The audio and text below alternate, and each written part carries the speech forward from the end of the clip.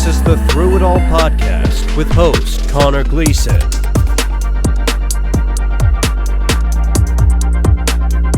Let's rock. All right, what's good, guys? Welcome to episode 21 of the Thru It All Podcast. So, as you know, the idea behind each episode is to uncover one's true story and just have honest conversations about overcoming the difficulties of life. Before we get into the episode, you can see my jacket that I got here. I just want to say a big shout out to Fernando and the Fontal crew for hooking it up on Christmas with these. Super cool. I love them. They're a sample for the merch that's going to be dropping soon.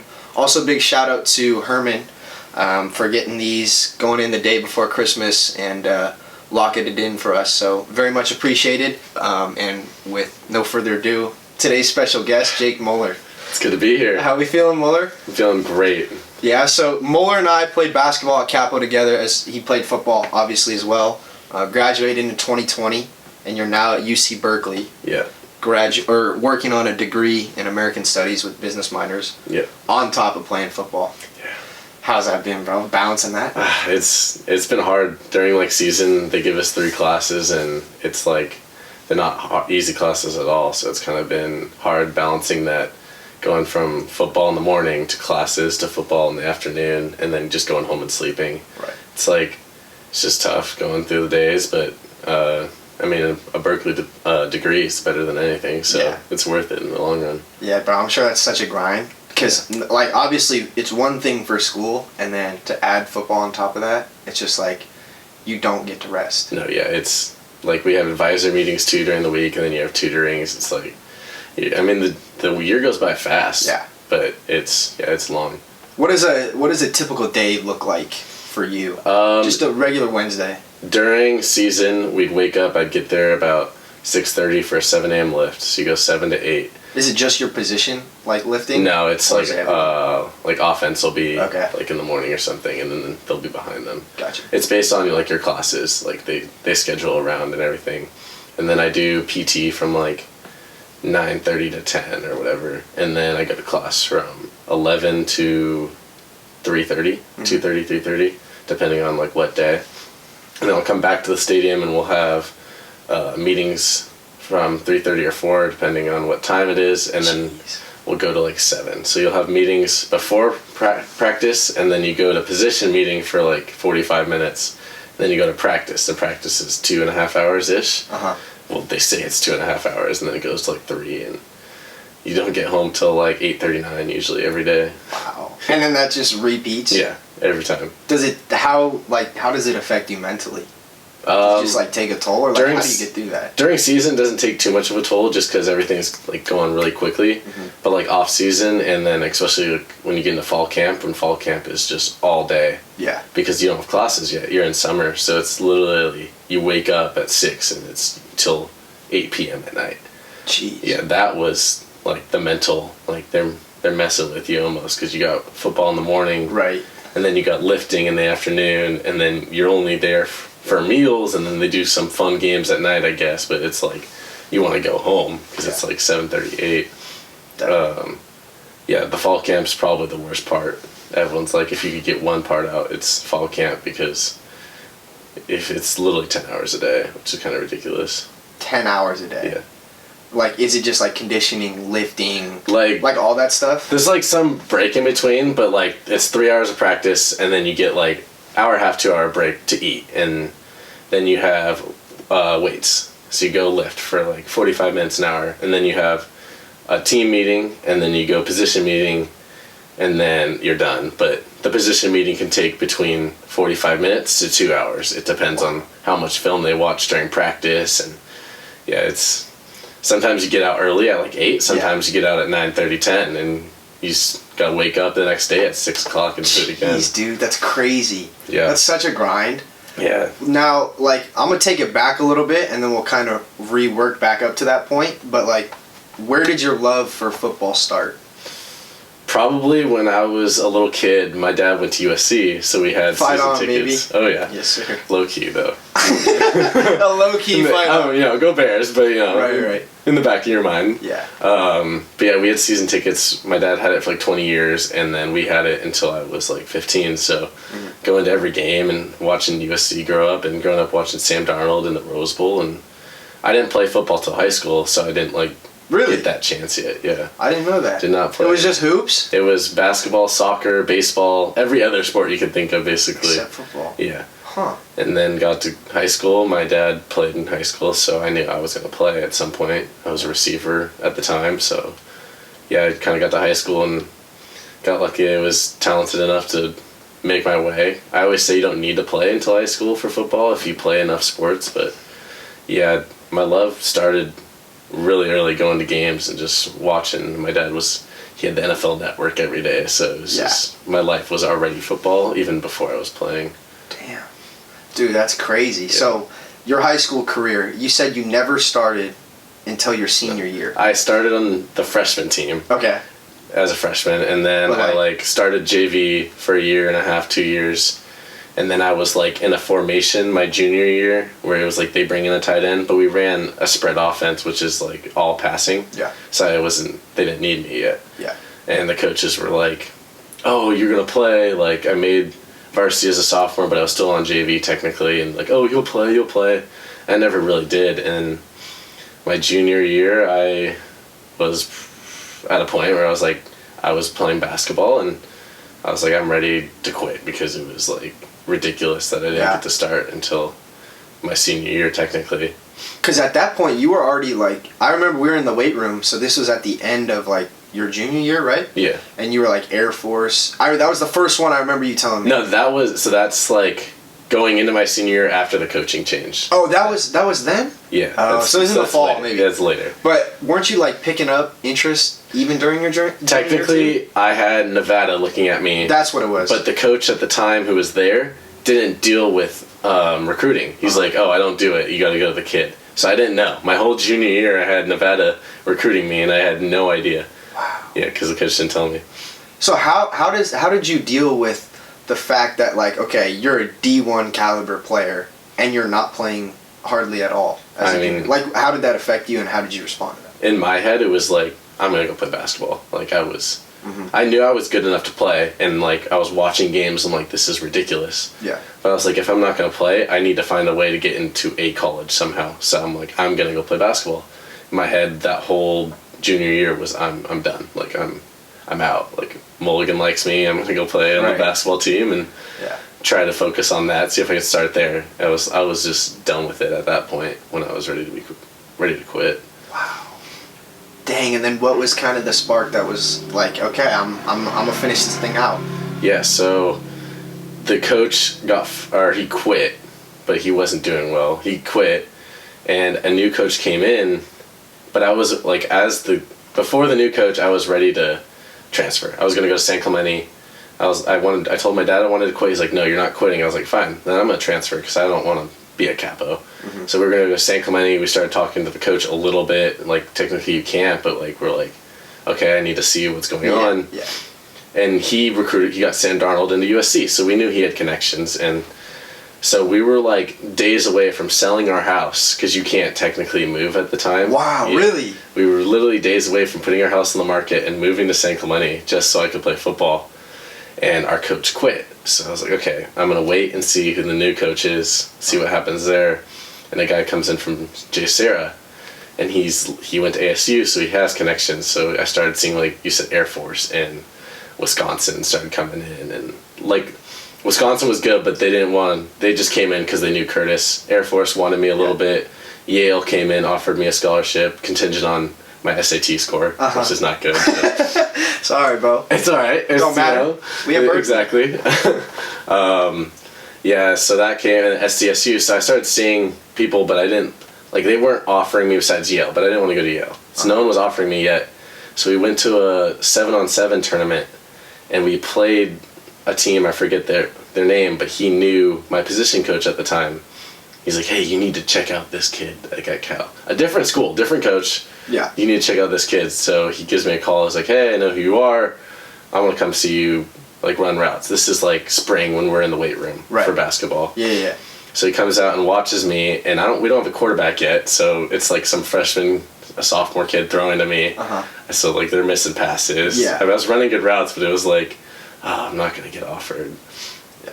And then 2 weeks go by, and I go to Arizona for my sister's graduation, and I get a call from my coach. He's like, hey, Cal's going to offer you a scholarship. Damn. I was like, are you serious? He's like, yeah. He's going to call you in, like, 2 seconds to pick up the phone. The day my sister was graduating, I got the call. It's like, hey, you have a full ride scholarship. What a day, dude. So it went from ready to quit my junior year and play basketball to I have a D1 scholarship and I can stay at Capo and it doesn't matter what I was going to do. That's crazy. Yeah. Like, so going back to, like, the time where you were like, okay, I'm done, I'm out of here, like, I don't want to play anymore. Like, how did you get through those days? Because it's like, you play a game once a week. It's not like it's basketball where it's 3 games a week and the season kind of might move a little bit faster. Yeah. But with football, it's a once a week. You got everything practiced, building up to it. So it's like, how did you emotionally get through each day? Because, like, that in itself is hard. When the main focus of your day, you don't even want to be there. Yeah. It's like, talk to me what. Yeah, honestly, I mean, during the season, I don't know. I don't know how I got through it. I think my faith with God a lot. It was rough, like, during the season, watching your team lose some games and then lose because you knew you weren't in. It was hard. After the season, I was struggling in class, too, at the time, which was rough. And I, like, went to the counselor because I was struggling, and I found country music. Like, listening to that helps me, so it's soothing me, and then I found God, and that kind of got me through a lot of it. But yeah, during season was hard. It was like, everyone thinks, oh, like, you're a football player, it's so great. Like, it was hard. Like, it was, my parents thought I was always in a bad mood, and it was hard. Get after it, I found God, and I found, like, other ways to, like, ease myself, and we got into basketball season finally, so I was, like, in a good mood because I loved basketball. But yeah, during it, I just kind of keep telling yourself that, like, everything's going to be okay, and, like, God has a plan for you, and it'll work out. And I told you the time, I was like, I was ready to quit, so I was like, all right, let's just get through the season, and I'll be done. So, like, I'll just get through the season, like, and I scored a touchdown, that was cool, but it was like, that's how it always is, though. It's like, yeah, it was hard during the season, for sure. And what aspect, like, did God provide you that you were attracted to?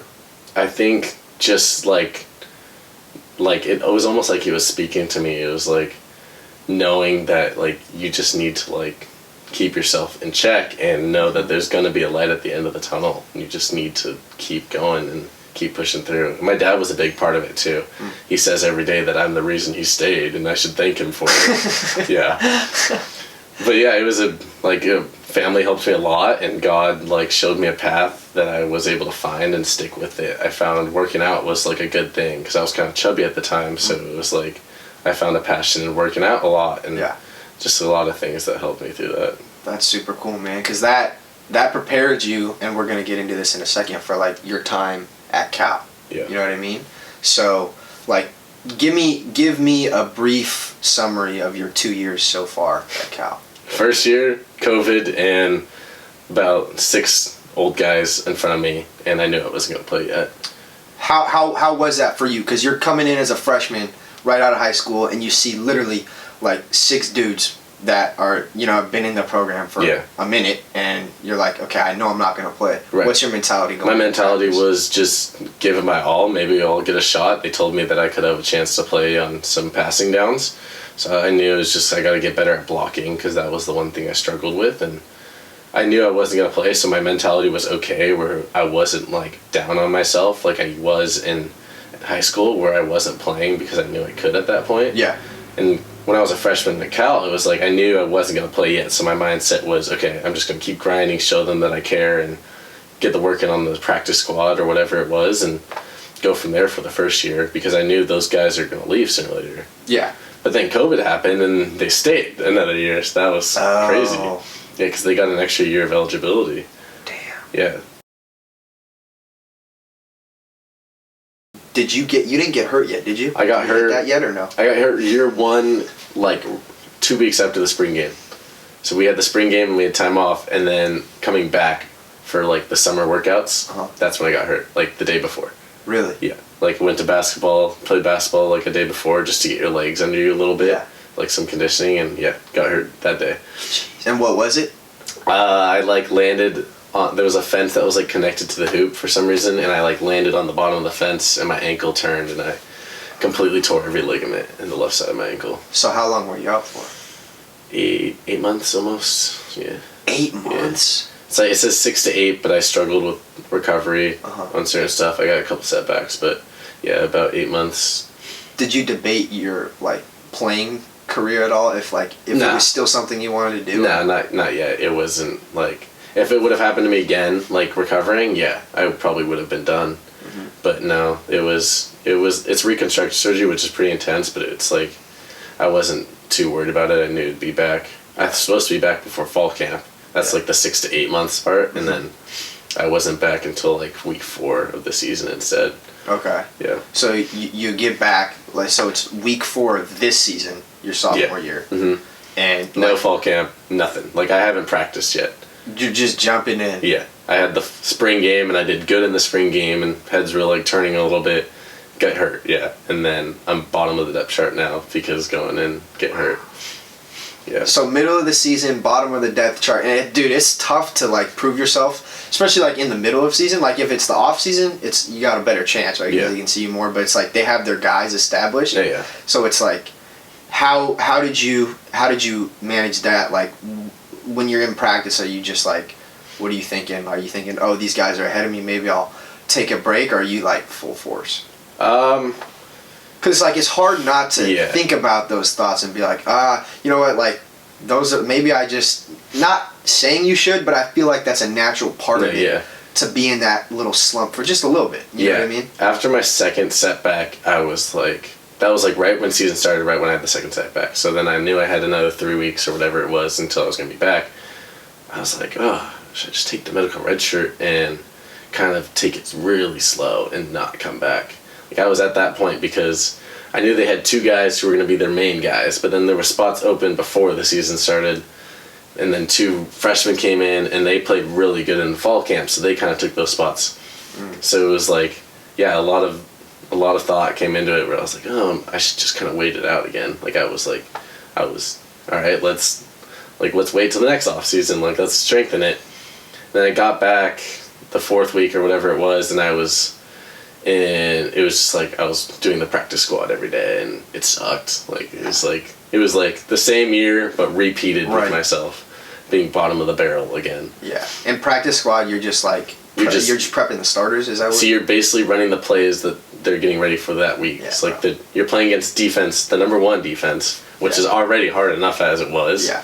And then you got to play their plays, and they're yelling at you. And then I'm doing all the special teams, so like all the scout or whatever. Yeah. So I was practicing. They told me I was going to ease into it. I was practicing like 120 plays a day. Wow. Like my first day back, which is like a lot. I was supposed to be like 15 and then 30 and then just gradually get into it. And then the like, first day they're like, all right, you're healthy. All right, let's go. And I was like 120. Yeah. So 2 weeks go by, and that was rough. Like a rough 2 weeks. Didn't make the travel squad. That was kind of my like. How do they do that? It's usually most the scholarship guys, and then just like playing time. If you're on the depth chart somewhere, you're for sure in, and then they'll bring a couple guys. Yeah. So anywhere, like special teams, backups, anywhere, they'll take usually 3 of each position or something, whatever it is. They 75 guys, and we had a 115 team. We had a big team that year. Yeah. Do they write it on a board? I'm just trying to like. Or do they text? They have everyone? A list like 3 days before the game that they show you. Okay. So your parents are like, oh, we're going to come to the game, are you dressing out? I'm like, oh, I don't know. I won't know until Wednesday or Thursday. Yeah. That was like the big thing for me is I wanted to just make the travel team. Yeah. Like I was like, all right, that's my goal. Like I'll make the travel team.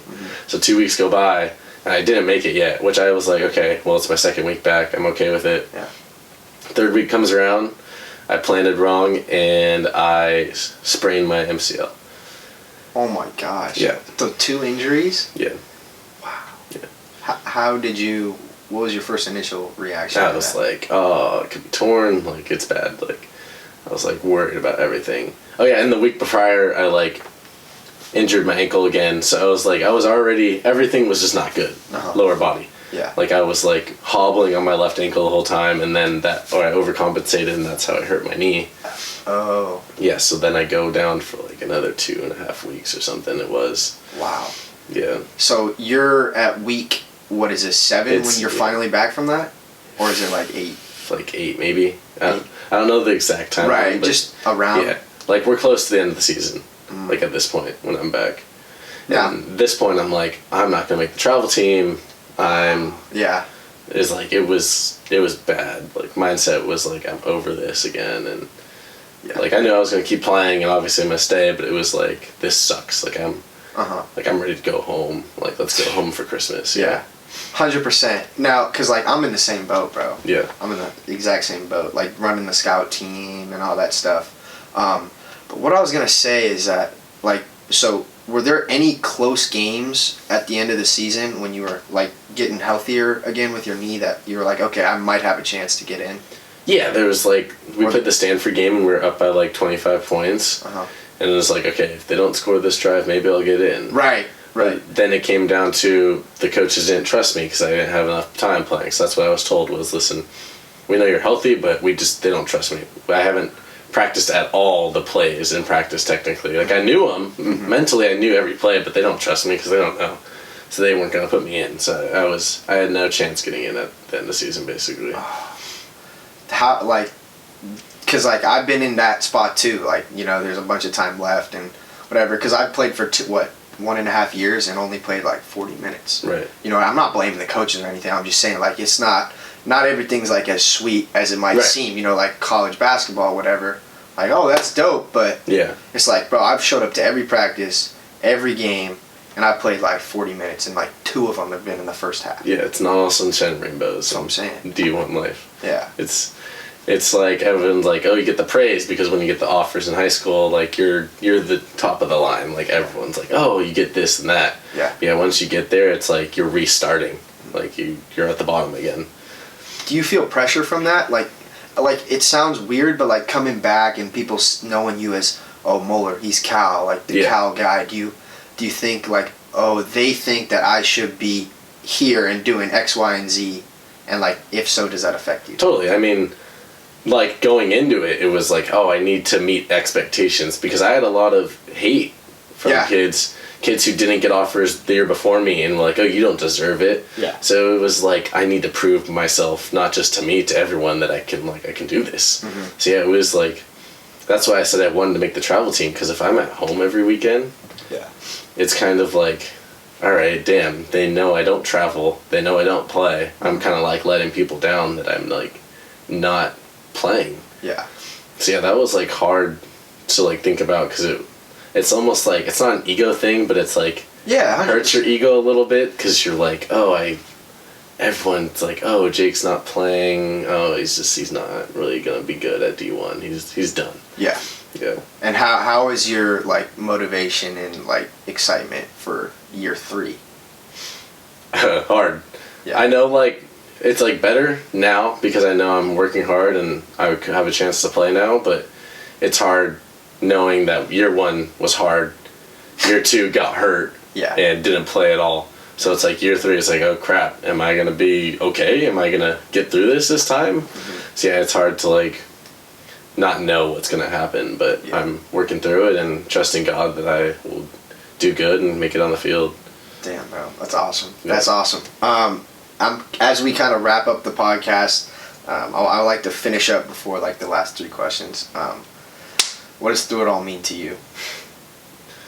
Muller's definition of Thru It All. The grind, basically. Like knowing that, especially for me in high school, getting beat down and then finally getting the glory and then going to college and getting beat down again. I guess that would be like the Thru It All. It's just embracing the grind and understanding that there's an end in sight and you can kind of get through it and focus on that. Nice, man. All right, we're going to finish with 3 questions at the end called Thru It All 3. Okay. First question, what's one place you'd like to travel to? The Maldives. The Maldives. It's like the place where there's like they have like little huts on the water that you like walk to. It's like really clear water. Oh, okay. Yeah, it's nice. Nice. All right. Great answer. And then next question, favorite ride at Disneyland? Either Indiana Jones or Space Mountain. It's close, but... Space Mountain's pretty tough. Yeah. And Space Mountain's lit. Yeah, Space Mountain's lit. But Indiana Jones is like, we'd run there when I was like a little kid right when the park opened, so that's like a big thing. Okay. It's a tradition type beat. Oh, yeah. Okay, there you go. All right, and then last question, one I like to finish with at the end is like, what advice would Jake Muller give to himself at his lowest? Listen to your dad and keep working hard, because there's points where I was like giving up, and I know if I worked hard at those points, like maybe it would have happened sooner. So just keep working hard, keep pushing yourself. Awesome. Great stuff, man. It's good to see you, man. That was great. Appreciate it. That was great. And want any last piece of words to tell the camera? I'm on. Hey, Miss Muller. I'm good. Thank you for having me on the show. Yeah, man. That was a fun time. Shout out Caroline. Thank you for the last 3 questions. Good job. So, yeah. Appreciate you guys. Yep.